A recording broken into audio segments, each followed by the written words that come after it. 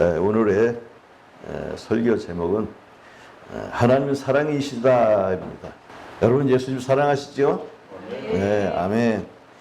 자, 예수님께서 우리에게 주시는 크신 은혜와 사랑은 한이 없습니다. 그래서 먼저 우리 하나님은 어떤 분이신가? 그 사랑이 어떤가? 생각했을 때 하나님은 사랑하지 않는 사람도 사랑해 주시는 하나님이에요. 아십니까? 마태복음 5장 45절에 보니까 하나님이 그 해를 의인과 악인에게 그리고 비를 의로운 자와 불의한 자에게 내려주심이라 그랬어요. 공평하신 하나님. 우리들은 그렇죠.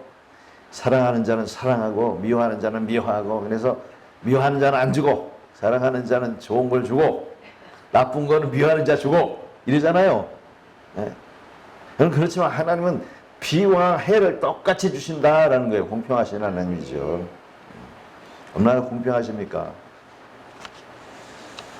자, 그리고 하나님 공평한 사랑으로 우리에게 모든 삶의 은혜를 주십니다. 믿는 자도 주시고 안 믿는 자도 주시고. 얼마나 공평하십니까? 거기다가 하나님의 사랑은 어떤 하시냐 하면 약자를 위한 사랑입니다. 약자를 위해서. 여기 이사야서 61장 1절과 2절을 보니까 가난한 자에게 아름다운 소식을, 포로된 자에게 자유를, 갇힌 자에게 노임을, 그리고 슬퍼하는 자에게 위로를 이렇게 주셨어요. 여러분 마음이 막 상해가지고 힘들었을 때 하나님이 고쳐주신다 이거예요. 마음만 고쳐주세요. 몸도 고쳐주시죠. 그러니까 약한 자들을 위해서 하나님이 존재하시는 거예요. 하나님 공평하신 하나님이기 때문에 우리의 삶의 평균을 항상 유지하도록 도와주시는 분이라는 말입니다. 그리고 그뿐만 아니라 시편 146편 9절에 나그네를 보호하시며 고아와 가부를 붙드시고 그랬어요. 나그네, 어찌할 바 모르는 나그네를 붙들어 주시고 인도하신단 말입니다. 그리고 고아와 가부, 힘없는 자들을 하나님께서 보호하시고 붙들어 주셔요. 얼마나 아름다운 하나님이 사랑이십니까? 여러분, 그래서 우리 삶에 힘들고 어려울 때 하나님의 이름을 부르는 겁니다. 그 이름을 부를 때 하나님께서 우리에게 능력으로 역사해 주시는 거예요. 사실 우리에게도 그러시잖아요. 너희가 말과 혀로만 사랑하지 말고 행함과 진실함으로 하라 우리를 가르치셨지만, 사실 하나님께서는 말과 혀로만 사랑하시는 분이 아니에요. 글만 써놓은 게 아니셔요. 우리가 모르는 사랑으로 우리가 늘 함께 하시는 분이란 말입니다. 다만 그 사랑을 모르기 때문에 문제지. 모르기 때문에. 그래서 우리 사랑하시는 자에게 주시는 하나님의 사랑은 또 다르다라는 거예요. 그래서 잠언서 8장 17절에도 나를 사랑하는 자들이 나의 사랑을 입으며 나를 간절히 찾는 자가 나를 찾을 것이니라 이렇게 말씀하고 있어요. 여러분, 하나님의 사랑은 다 똑같은데 그럼 하나님의 사랑을 받아서 하나님을 사랑하는 자에게 주시는 건 다른 것이 있단 말이에요. 여러분, 사람이 하나님을 사랑하지 못해서 하나님의 사랑에서 나오는 그 은혜를 얻지 못한단 말이에요. 여러분. 자, 그럼 사랑을 입은 자들에게 선물로 주시는 것이 무엇인가 우리 찾아봅시다. 그거는 바로 성령이라는 거예요. 여러분, 하나님 사랑하시면 그 사랑을 함께 하는 겁니다. 사랑을 함께 하는 거죠. 따로따로 하는 게 아니라 함께 있어야 되는 거예요. 그래서 우리가 알다시피 예수님이 누구인지를 알잖아요. 마태복음 1장 21절에 뭐라고 하셨습니까? 주 예수의 이름, 그 이름은 자기 백성을 저희 죄에서 구원할 짓임이라 그러셨어요. 이름이 예수예요. 그러나 우리 마태복음 1장 23절에 보면 또 예수님이 또 하나 있어요. 그것은 처녀가 잉태하여 아들을 낳으리니 그 이름을 임마누엘이라 하리라. 그 임마누엘을 번역하면 저희와 함께 계시다 하는 뜻이, 함께 하시다. 여러분, 사랑을 함께 해야지 사랑해요. 그렇지 않습니까? 너 따로 나 따로 하는 그런 것이 아니라 함께 하는 것이에요. 그래서 함께 하면 무엇을 하냐? 성령으로 함께 하시는 거예요. 하나님이 우리와 함께 옆에 있는 게 아니라 아예 우리 안에 들어오시는 거예요. 예수님이 그러셨어요. 아버지와 내가 함께, 내가 아버지와 함께, 그리고 너희도 나와 함께 아버지와 함께 내 안에 있게 하려 한다 이렇게 말씀하셨어요. 그럼 함께 할 수 있는 조건이 어디에 있느냐? 사도행전 2장 38절에 보니까 베드로가 너희가 회개하여 각각 예수 그리스도의 이름으로 죄사함을 얻고 세례를 받으라, 죄사함을 받으라, 그래야만 성령을 선물로 받으리니. 여러분, 이 죄사함의 이것은 엄청 귀한 거예요. 여러분, 하나님 앞에서 죄 사함을 받는다는 것은 사망이 사라져가는 거예요. 여러분 아십니까? 그냥 우리 죄, 그냥 뭐 누구한테 욕하거나 범한 그런 죄가 아니라 좀 내 생명이 사망에서 생명으로 옮겨지는 거예요. 왜냐하면 죄라는 것이 하말티아라는 겁니다. 하말티아라는 것은 이 헬라어에서 죄, 그러니까 관역에서 벗어났다라는 거예요. 그러니까 화를 쏴가지고 명중하는 게 아니라 빗나갔다라는 거예요. 그러니까 하나님의 뜻에서 빗나갔다. 그것이 죄예요. 하나님이 원하지 않는 것을 하는 것이 죄입니다. 근데 그 죄 때문에 우리 인생들이 영원히 살지 못하는 거예요. 그러니까 죄를 회개하는 사람, 죄사함을 받는 사람, 예수 그리스도의 그 십자가의 죽으심을 통해서 대속의 그 재물을 보고 회개하는 사람, 죄사함을 받는 사람, 이런 사람들을 성령을 선물로 받는 건데, 이 성령이라는 것이 뭐냐면 하나님의 마음이요, 예수 그리스도의 마음이요, 영생인 것입니다. 그러니까 영생을 선물로 받고 하나님의 영이 함께 하시는 거예요. 그게 선물인 것이에요. 분명히 본문에도 성령을 선물로 받으리니 얼마나 아름다운 겁니까? 여러분, 하나님 정말 사랑하십니까? 그러면 우리의 죄를 회개해야 돼요. 우리 인생들이 저 선악과를 따먹은 죄를 용서함을 받아야 되는 겁니다. 하나님의 말씀에 불순종해서 그 사망의 열매를 따먹었어요. 그래서 우리가 세상으로 쫓겨난 거고요, 영생하지 못하는 겁니다. 그러나 죄사함을 받으면 성령을 선물로 받되 성령이 바로 영생실과인 거예요. 그 얼마나 아름다운 겁니까? 자, 그리고 예수님이 육체로 오셨을 때는 요한복음 1장 12절에 보니까 그를 영접하는 자, 그 이름을 믿는 자에게는 하나님의 자녀가 되는 권세를 주셨으니, 예수님이 하나님의 그 아들로 왔을 때 그 이스라엘의 많은 사람들이 예수님 영접 안 했어요. 왕으로 오셨는데도, 왕이 왔는데도 몰라봤어요. 그러나 그를 영접했어요. 어떤 사람들이 영접했는가? 가난한 자, 그리고 나그네들, 병든 자, 귀신 들린 자, 세리와 창기들, 그리고 손가락질 받는 노예들이 예수님을 영접하셨어요. 영접했습니다. 영접한다는 것은 왕으로 모셔드린다는 거예요. 그러나 오늘날 예수님이 어디 계십니까? 우리가 영접할 수 있습니까? 예, 있습니다. 계시록 3장 20절에 보니까 볼지어다 내가 문 밖에서 뒤로느니 누구든지 내 음성을 듣고 문을 열면 내가 그에게로 들어가 그는 나로 더불어 먹고 나는 그로 더불어 먹으리라. 예수님이 우리의 마음 안에 들어오시기를 요구하고 계신다라는 거예요, 여러분.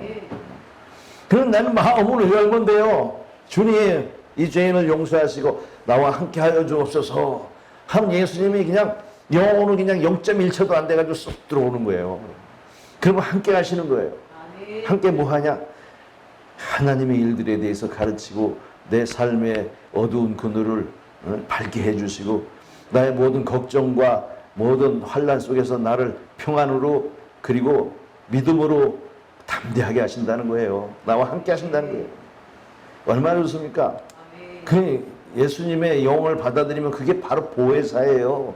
여러분, 보호해 주시고 인도해 주시고 가르쳐 주시고 축복해 주시는 그분이 나와 함께 하신다는 사실, 얼마나 귀한 선물이니까.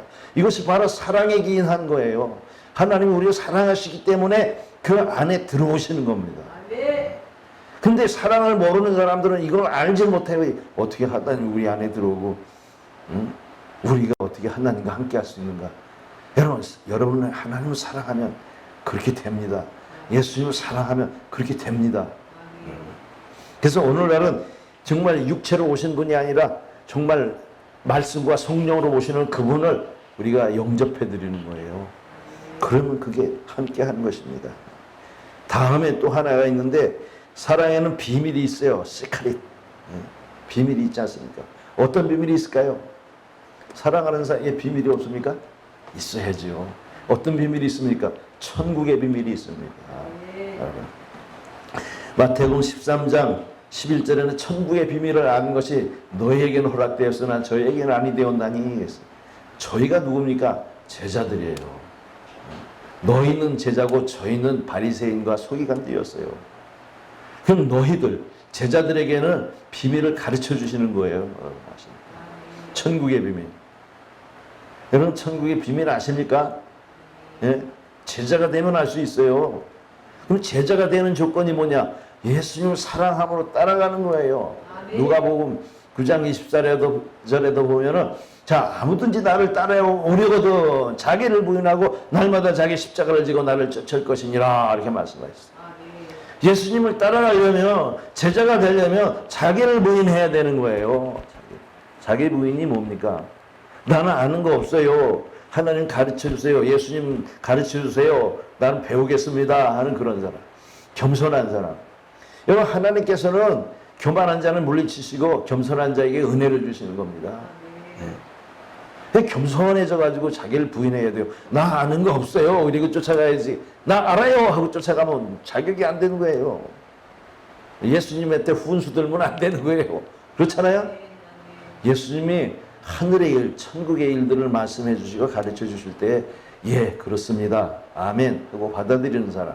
그런 사람에게 비밀을 가르쳐 주는 것이고 그렇게 순종하는 자에게 그 천국의 모든 것을 알려주는 것이지 아니 말도 안 듣는 사람이 천국을 알 수 있어 천만에요. 하나님께서는요 얼마나 그 중심을 보시는지 정말 비밀을 알려줄 사람에게 알려주시고 비밀을 알려주지 않을 사람에게는 안 알려주시는 거예요. 어떻게 하나님을 사랑하지도 않는 자 하나님을 핍박하고 하나님을 경계하고 하나님을 높이지 않는 자에게 어떻게 비밀을 가르쳐 줍니까? 천국에 어떻게 들어갈 수가 있습니까, 여러분? 네. 천국에는요 순종하는 자와 겸손한 자들이 들어가고 하나님을 사랑하는 자들이 들어가는 겁니다. 그래서 그곳에서 함께 사랑하는 거예요, 여러분. 그게 천국입니다. 그래서 이 천국은 어떤 거냐? 얼마나 좋은 건지 마태복음 13장 44절에 천국은 마치 밭에 감춘 보화와 같아서 어떤 사람이 이를 발견하고 숨겨두고 기뻐하여 돌아가서 자기 소유를 다 팔아 그 밭을 샀느니라. 천국이 얼마나 좋은 건지 그 비밀을 한번 깨달으면요 여러분 모든 거 다 팔게 돼요. 왜? 자기가 갖고 있는 모든 것보다 천국이 더 귀하기 때문에.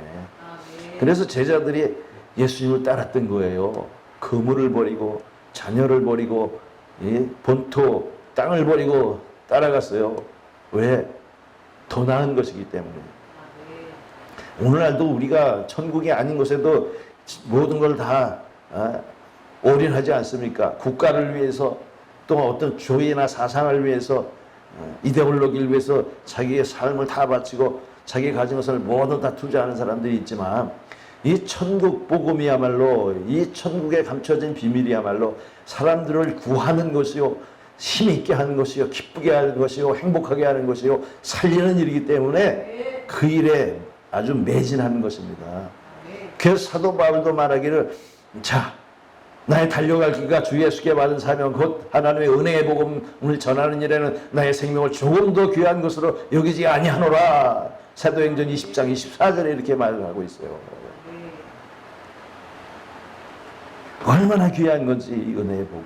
예수님 따라가면서 복음을 전하는 게 친정 사람을 구하는 일이란 말입니다. 여러분 제자가 됩시다. 제자가 되면 이 시크릿 비밀을 알게 되는 거예요. 할렐루야. 그 다음에 미스테리. 사랑을 하는 미스테리가 있어요. 신비하다고. 신비하다. 사랑은 신비해요. 평범한 것이 아니라 정말 말로 할 수 없는 뭔가가 있어요. 신비한 거예요. 그게 뭐냐면 신령한 은사입니다. 신령한 은사. 하나님의 그 정말 우리 것이 아닌 하나님의 것. 신령한 것. 거룩한 선물. 하나님의 일을 하려면 하나님이 뭔가 지혜와 능력을 주시는데 그 로마서 1장 11절에 보니까 내가 너희를 보기를 간절히 원하는 것은 어떤 신령한 은사를 너희에게 나누어줘 너희를 견고하게 하려 함이니 이렇게 하고 있어요. 지금 믿음에 견고해야죠. 뭘? 신령한 은사를 나누어줘야 돼요.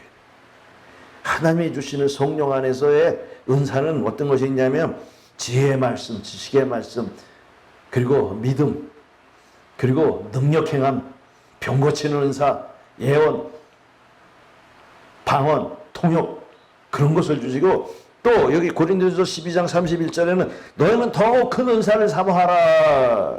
내가 또한 가장 좋은 길을 너에게 보이리라. 여러분 이 은사가 있어요. 은사를 받으면 자기도 모르는 능력과 자기도 모르는 지혜와 자기도 모르는 정말 하나님의 일을 하되 사람들에게 정말 유익한 일들을 해낼 수 있는 능력이 생긴단 말입니다. 하나님이 주신 달란트가 생기는 거예요. 얼마나 귀한 것인지 모릅니다. 저도 그 중에 한 사람이에요. 멍청하고 바보 같은 애가 하나님의 비밀을 알아가지고 여러분 하나님의 일들을 갖다가 여러분한테 가르쳐 준다는 거 얼마나 소중한 건지 모릅니다. 저는 하나님의 지식의 은사를 받았어요. 하나님을 아는 지식, 예수 그리스도를 아는 지식. 여러분 이 지식을 알기 위해서는 어떻게 해야 되냐? 하나님 사랑하면 되는 거예요. 여러분 고린도전서 14장 1절에 사랑을 따라구하라. 사랑을 추구하며 구하라. 이렇게 되어 있어요. 하나님을 사랑하면 이게 생긴다니까요. 네? 얼마나 아름다운 것인지요.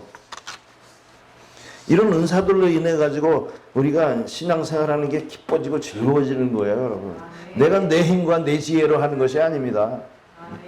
하나님이 지혜를 주시고 능력을 주셔서 하나님이 일을 하는 거예요. 그리고 또 하나, 이 온전한 사랑에는 두려움이 없다. 우리 have no 하잖아요. have no. 뭐가 없어? 두려움이 없다. I'm afraid. 나는 두려워. 맨날 두려워서 걱정. 여러분 두려움과 걱정이 같은 의미예요. 맨날 두려워. 뭐가 두려울까? 여러분 뭐 두려운 거 있습니까? 걱정이 있습니까? 여러분 걱정이 없어지게 됩니다. 걱정이라는 게 인간이 갖고 있는 아주 유일한 거예요. 사실은 다 갖고 있는. 그렇지만 그 걱정 안에서 참 평화를 누릴 수 있는 것이 뭐냐? 온전한 사랑이라는 거예요. 오늘 본문의 말씀에 그게 있지 않습니까? 17절과 17절을 같이 읽어봅시다.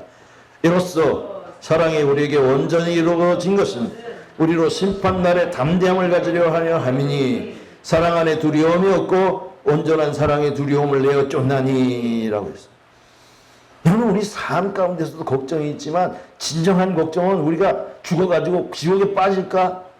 이러한 걱정 때문에 알지도 못할 이런 걱정 때문에 사람들이 핍절해 가는 거예요. 여러분 우울증에 걸리고 행복에 모르고 기쁨을 모르고 사는 거예요. 미래가 보장되지 않아 있으니까. 여러분 영의 일들에 대해서 사람들은 무지하기 때문에 몰라요. 그 심판에서 정말 지옥에 갈 줄을 자기는 몰라도 영은 아는 거예요. 그러니까 불안하고 걱정하고 근심하는 겁니다. 아무리 이 세상에 훌륭하고 아름다운 것들이 많고 부유한 사람이라도 명예가 있는 사람이라도 권세가 있는 사람이라도 잠깐 후에 받은 심판 때문에 불안하고 그 사람이 온전치 못한 거예요. 여러분 이게 온전히 되려면 뭐가 있어야 되겠습니까, 여러분? 네? 온전해지려면 사랑이 온전해지는데 하나님의 사랑이 우리에게 온전하게 만든다 이겁니다. 하나님 내가 너를 사랑하니까 너 온전케 되라 그렇게 말씀만 하시는 거예요? 아닙니다.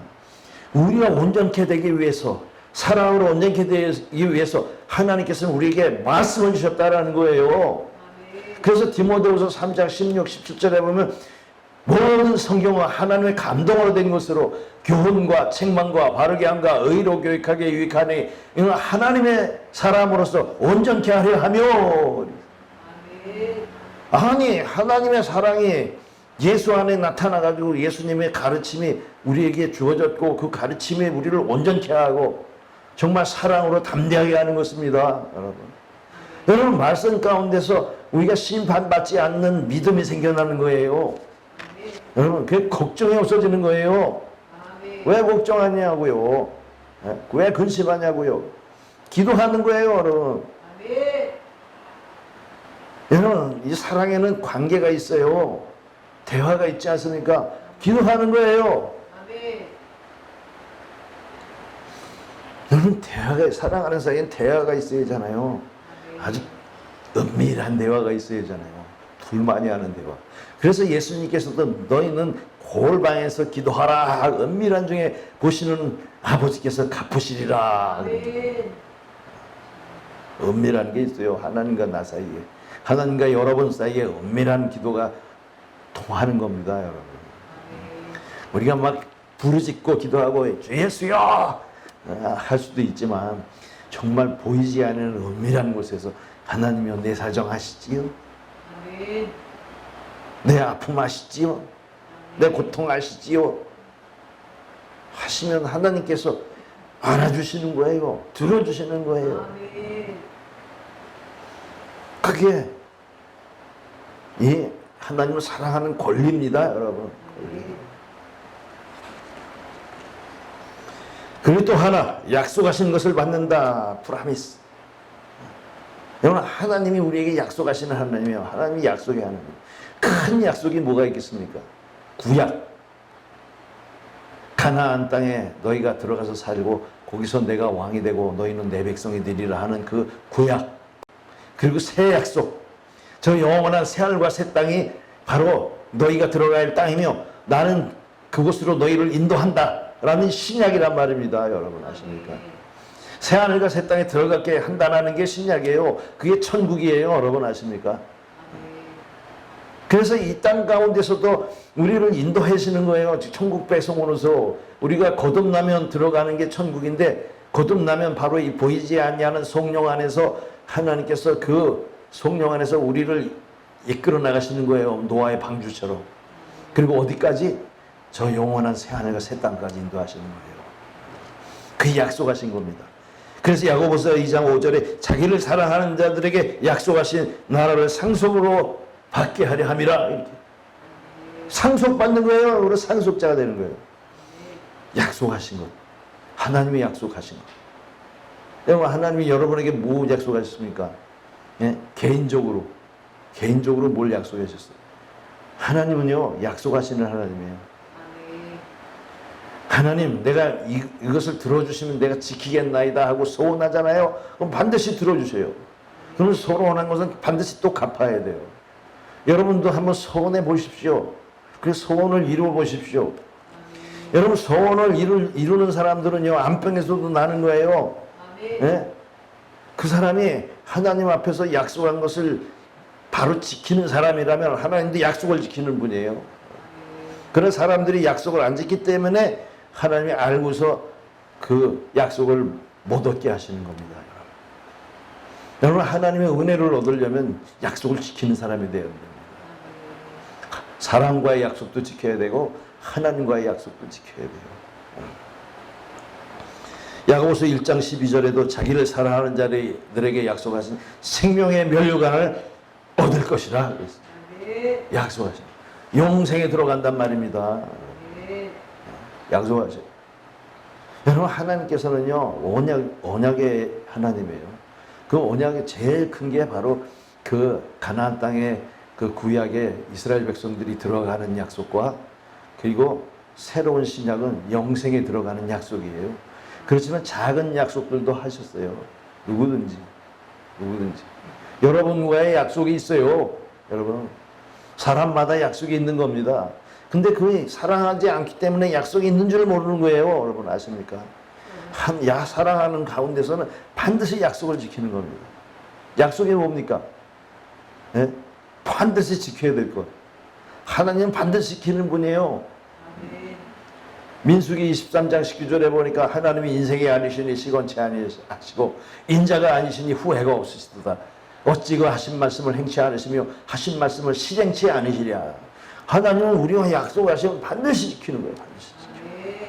하나님께 약속을 하세요. 나를 고쳐주세요. 나를 세워주세요. 나를 행복하게 해주세요. 나를 사랑해주세요. 그 약속하면 반드시 지켜주는 거예요. 그럼 여러분도 반드시 약속을 지켜야 돼요. 하나님이요 이스라엘과 약속을 하셨어요. 가나안 땅에 들어가서 정말 행복하게 살게 해주겠다고. 그러면 내가 그들의 왕이 되고 그들은 하나님의 나라의 백성이 되겠다고. 근데 약속을 지키지 않았어요. 에레미야 31장 31절로 32절에 보니까 내가 너희 남편이 되었어도 내가 이스라엘의 남편이 되었어도 저희가 나를 배반하였다. 약속을 어겼다. 그래서 나는 너희를 버리고 새로운 사람에게 약속을 하노라. 그래서 우리가 신약 가운데 들어간 겁니다. 여러분 이방인들이. 여러분, 남녀 간의 사위에도 결혼했으면 100년까지 정조를 지키는 약속을 해야 되는 거예요. 그 약속이 깨지면 그 약속이 끝나는 겁니다. 하나님과의 사랑을 서로 약속했으면 우상숭배를 하지 말아야 돼요. 예? 다른 신을 섬기지 말아야 되는 겁니다. 이스라엘이 근데 우상숭배와 다른 신을 섬겼기 때문에 약속이 깨진 거예요. 여러분, 하나님을 사랑하면 끝까지 사랑해야지 우상을 바라보고 하나님의 사랑을 배반해서는 안 되는 거예요. 근데 여러분들이 뭐가 우상인지 모르잖아. 뭐가 우상인지. 자기가 한 행동이 우상을 섬기는 건지 다른 신을 섬기는 건지 알지 못하는 사람들이 너무나 많아요. 그러면 하나님의 약속이 깨지는 거예요. 그러니까 말씀을 통해서 배워야 되는 거예요. 어떤 것이 하나님을 배반하는 것인지, 약속을 깨는 것인지. 그리고 하나님의 그 사랑을 받는 자들은 그거예요.